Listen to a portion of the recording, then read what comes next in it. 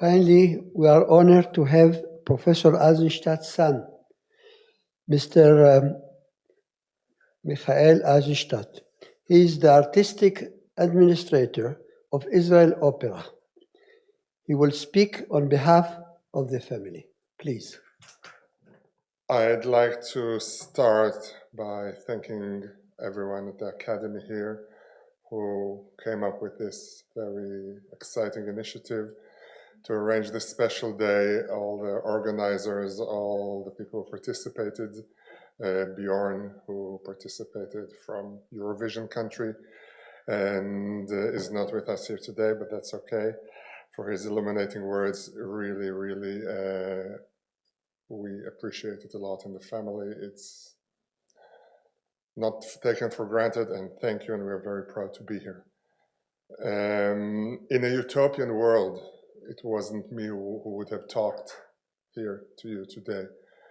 Out of 3 children of my parents, my sister, Professor Irit Meir, who died 6 years ago, was the one who continued in our father's footsteps in the world of academia. Probably she would have been here talking to you, but leaving us orphaned from her.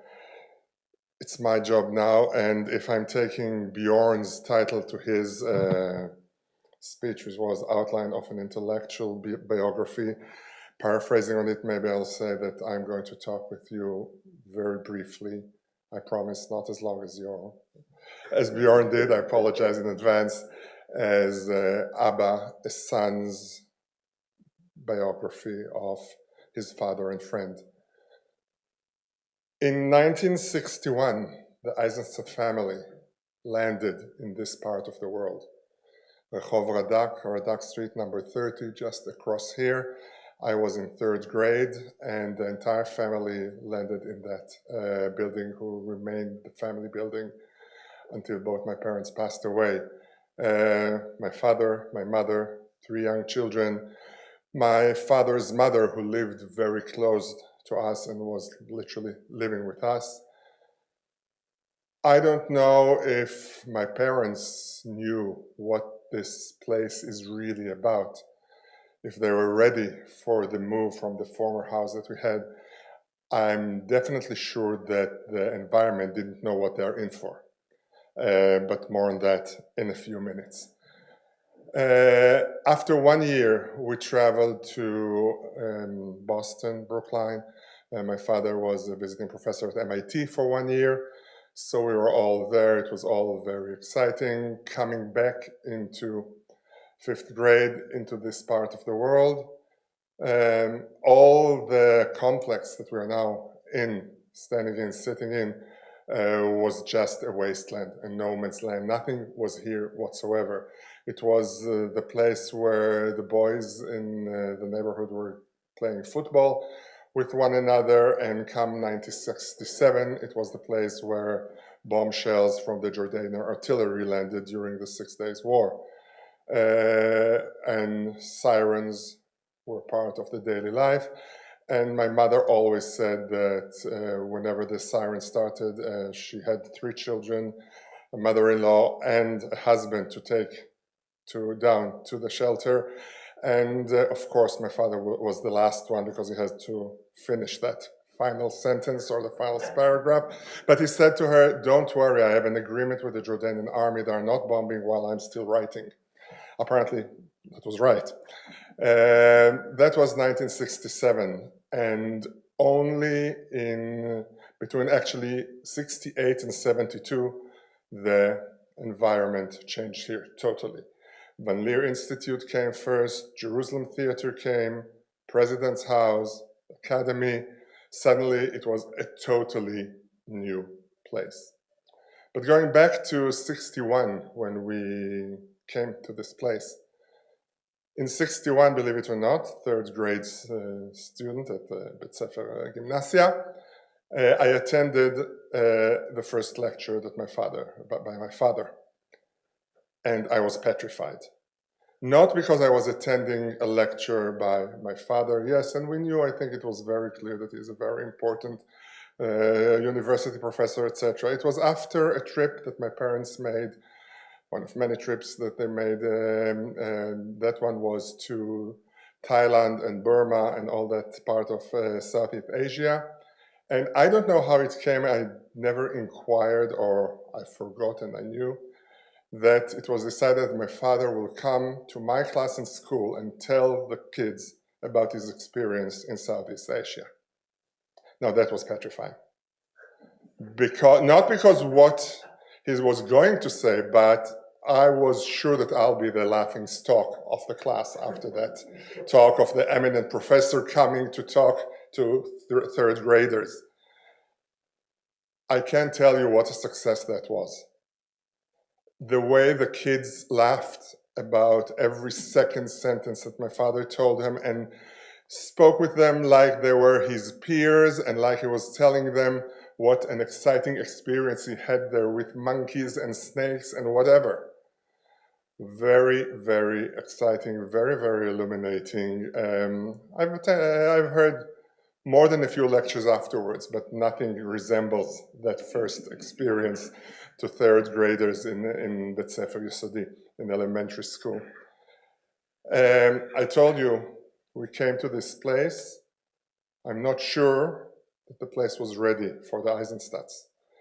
Just across from our house in Radak Shloshim, and it's still there, there's a monastery, which is basically, I don't know how many nuns are really participating there, their divinities, but it's a school. It was school for young children, either a boarding school or just a daily school, I'm not sure. But believe me or not, at one or more than one occasion, my mother was sent to the principal nun governing the place there, telling her that during the breaks in the school, the girls cannot be so noisy because it disturbs my father's work. And it was more than once. But that's how it was. That was the house. That was the house where work was done in. But as the places came in, as there was Van Leer Academy, also by the other side of that monastery is there are a few places that belong to the university. My father was amazing at finding spaces where he can use as offices / places to stack papers, books, journals, whatever. And they were there everywhere. And he took us to every place, and there were more here and more there. And it was amazing. The house was a maze. It was a maze of books. Wherever you went, there were books. And not just scholarly books, because the interests were all over. There were books, literature books in Hebrew, and not just. The time Bjorn spoke about the time in London, he bought penguins of the classics, which were in the house. There were books in the study, there were books in the bedroom, there were books in the living room, facsimils of works of arts, coffee table art books from all over the world, bought or shipped specifically to be part of the house. You were living within books, you were living within papers, and it was amazing because everything interested him, literally, not to mention the scores of tiny paperback detective books, which were his major interest. He would take a detective book and he will read the last paragraph first. And then he'll read from the beginning to the end. But he wanted to know where things are when he started reading the things. So really, it was amazing to live in this maze of books where every day you discovered something else, something new. As the year passed, as the family grew, as children got married and had their children, and my parents had their grandchildren, it was amazing to see how my father found a way into everyone's heart. And not through the intellectual part of his life. Whoever wanted that got it, obviously, but from heart to heart. He knew how to play with the little grandchildren, Probably also out of there with the little children, but I don't know how much I remember of that. But with the grandchildren, it was amazing. And we started traveling together. And I think that was really the transition from father to friend. That was when you realize that it's not just your father you're talking with, but it's your best friend. It's someone who you can ask advice about anything, who will have advice about anything, but who will not put it on you unless you want it and unless you ask for it. And it was really amazing to live in such a world, to travel the world all over with my parents, with my father, just regular trips or work-related trips or award-related trips, but we were there as a family. And as the years progressed, the family knit together closely, and it was really, really, really amazing. And then came that moment when it all ended. And it was the day before our firstborn son got married. And I wasn't there, but apparently the last or the almost last words of my father before he passed away was, "Make the wedding tomorrow. The funeral can wait after that." Which is what happened, because you don't postpone weddings, as you know. So there was my father died on Thursday morning, the wedding was on Friday afternoon, the funeral was on Sunday. During all those years that passed since my father died, we always asked ourselves in the family, one way or another, what would he have said had he lived longer through this period or that period, how he would have reacted, how we want to know how he would reacted to this or that. And what would he have said? Because probably he would have had a lot to say. What would he have said about COVID, about the fact that the entire world, the world of all these societies that he was exploring all the time, suddenly is shut, and you have to find new ways of communicating? What would he said about these multiple modernities or multiple modernity when suddenly you don't have to go to a bookshop to buy a book? You don't have to hold a book. You can read it through Kindle. You can read it on the palm of your hand. You don't have to proofread and engage special secretaries and typists who can read your unreadable handwriting. It's all there. You can do it all on your smartphone, all on your tablet. How would he react to that? How would he react to a fact that to a society where we write to each other much more than we talk with each other? I wish I knew. 7 months a day ago, the terrible 7th of October, a very close family member, 80 years old, was kidnapped into Gaza and is still there, so we hope at least.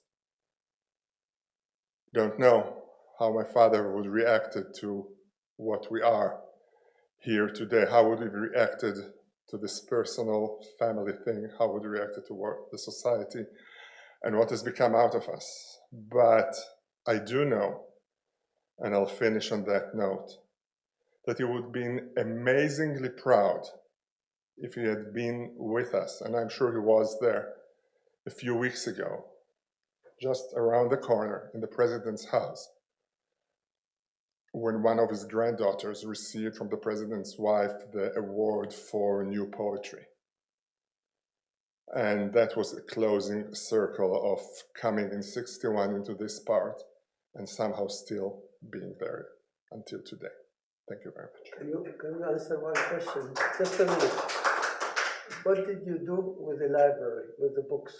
What did you do with the books? A lot of them are in this complex over here, in Van Leer. Some of them are at the Haifa University where my sister was, and some of them were sold, and some of them were probably destroyed. Thank you very much. Thank you. Okay, before closing the conference, it's my pleasure to thank the members of the organizing committee of the conference, Professor Yoram Bilou, Professor Adriana Kemp. She could not make it today. She was delayed in the airport. and Professor Guy Stromza. Special and warm thanks are due to Ms. Sima Daniel and Ziva Dekel. Sima is the administrative secretary of the conference, and many people in the academy really helped in the organizing of the conference. Their work was doubled. The organizing work was doubled because of the war, because the war caused postponement and reorganization of the conference. Of course, Israel Academy of Sciences is thankful for all the speakers and for you, the attendants. Thank you very much.